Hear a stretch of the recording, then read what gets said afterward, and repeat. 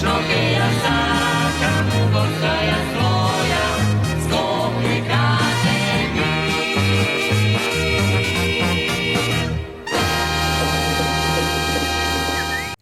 Градоначалникот на Скопје Орце Ѓоргиевски соопшти дека денеска се отвораат центар за поддршка на лица со дијабетес и центар за лица со церебрална парализа, кои ќе обезбедуваат директна помош, советување, едукација и психосоцијална поддршка за граѓаните на кои им е најпотребна истата.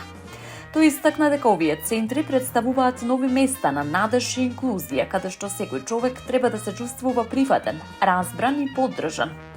Според него, целта на градската администрација е да биде поблиска до граѓаните, да создава решенија кои носат реални промени во секојдневниот живот.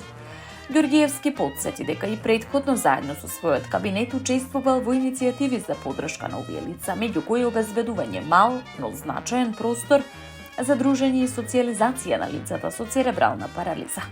Во својата објава тој им се заблагодари на сите институции и организации кои придонеле за реализација на проектот, меѓу кои заменик министерот Јоко Велковски и представници од граѓанскиот сектор и локалната самоуправа. Според градоначалникот, новите центри треба да бидат символ на грижа, солидарност и поддршка за најранливите категории граѓани. Општина Илинден го пушти во употреба целосно реконструираното повеќенаменско игралиште во населеното место Мралино во рамки на основното општинско училиште Аристо Крле. Новиот спортско-рекреативен објект е наменет за спорт, дружење и активен живот на младите и значително го подобрува изгледот и функционалноста на просторот. При реконструкцијата е извршена целосна обнова на теренот, поставена е нова заштитна ограда со времено лето осветлување за користење и во вечерните часови, како и високо квалитетна вештачка трева. Дополнително поставени се нови голови за мал фудбал и мини трибина за посетителите. Градоначалникот на општината Александар Ѓоргиевски истакна дека со овој проект се создава безбеден и современ простор за младите да спортуваат и да го поминуваат слободното време во подобри услови.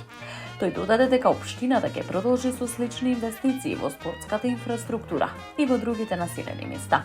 Според локалната самоуправа, поддршката на спортот и младите останува еден од клучните приоритети во наредниот период. Општина Центар објави јавен повик за финансиска поддршка за санација на покриви и лифтови во стамбени згради. Градоначалникот Горан Герасимовски посочи дека целта на оваа поддршка е подобрување на условите за домување и зголемување на безбедноста на граѓаните. Право на пријавување имаат заедници на собственици од постари згради со потребната документација и одлука од мнозинството собственици. Повеќе информации, условите и потребната документација се достапни на веб страницата на општина Центар.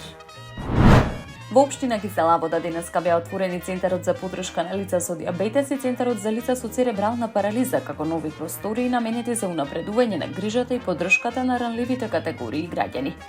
Со отворањето на центрите, како што беше истакнато, се овозможува директна помош, советување, едукација и психосоцијална поддршка, со цел подобрување на секојдневниот квалитет на живот на лицата со дијабетес и церебрална парализа, истакна градоначалничката Бети Стаменковска Драјковска.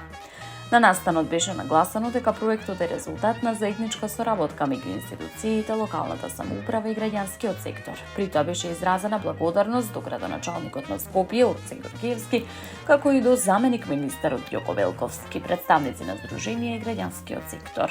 Во обраќањата беше истакната улогата на поддршката од различни општествени чинители во реализацијата на проектот, при што беше нагласено дека ваквите иницијативи представуваат пример за хуманост и заедничка грижа за граѓаните.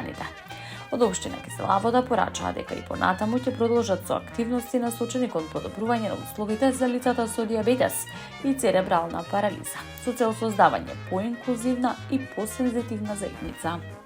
Таму е Скопје, град мој љубав лише, што ми расуте сни. Вечно ке ја